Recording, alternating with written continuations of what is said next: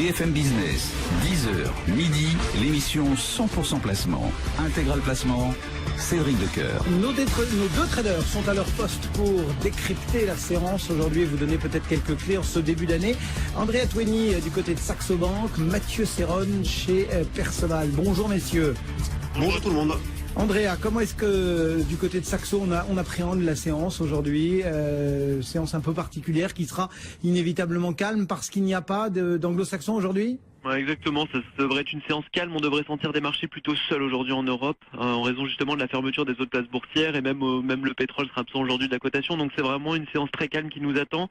La semaine devrait être plus animée du coup vers la fin, où on attend notamment le rapport sur l'emploi américain, donc on devrait retrouver plus d'activité plutôt au milieu fin de semaine, donc on devrait avoir aujourd'hui une activité plutôt au ralenti, à l'image un petit peu des derniers jours et des mouvements qui seront assez peu significatifs. On a eu d'ailleurs un mouvement de hausse, assez léger, on prend 0,4 à peu près depuis ce matin, donc mais même ce mouvement de hausse, il n'y a pas forcément d'explication très marquée derrière ça.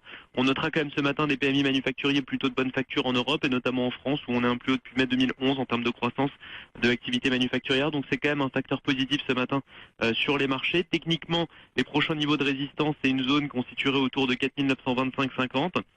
À l'inverse, on a des zones d'appui, des niveaux d'appui possibles, 4850, 4860 et puis au-delà 4820 et vraiment pas de crainte aujourd'hui sur ce marché à moins d'une cassure des 4785 dans les prochains jours. Et voilà du côté de Saxo comme on appréhende cette séance de début d'année. Mathieu Serron, quels sont les repères que vous placez vous chez Perceval sur ces marchés financiers?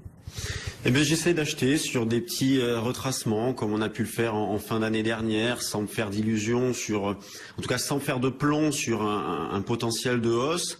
Je navigue à vue, j'essaie d'acheter donc ce matin le plus proche possible de 4845,50. Précédemment, j'étais placé vers 4825, niveau qui a parfaitement fonctionné la semaine dernière et même la celle d'avant. Donc là, le marché monte d'un petit cran. Là, le fait marquant de la matinée, c'est oui, il n'y a pas beaucoup de volume, mais le marché a franchi 4845,50, niveau sous lequel il butait depuis l'échéance de décembre. Donc c'est vrai que ce n'est pas très significatif dans la mesure où pas mal de marchés sont fermés, mais le marché a franchi ce niveau-là. Donc il faut essayer d'accompagner la hausse en achetant sur des petits retours en arrière.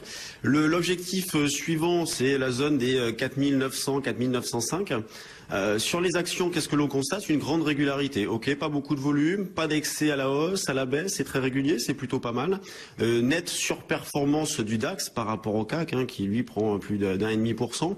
Donc c'est pas mal aussi. Donc voilà, pas de gros changements. J'essaie d'acheter le sur retour en arrière avec 4845,50 avec comme première alerte 4750 cassés. Pour l'instant, on en est loin. La PO est encore très vendeuse. La spéculation est très vendeuse, ce qui est étonnant, puisqu'il voit bien que le marché ne baisse pas, mais elle se renforce, elle est plus importante encore. Là, on est autour de 75% de vendeurs, je regardais ce matin, donc c'est très important et c'est pour ça que le marché, dans l'immédiat, ne peut pas baisser beaucoup. Donc, il faut, sur des petits retours en arrière, ne pas hésiter à acheter, notamment le matin. L'après-midi, on est davantage méfiant.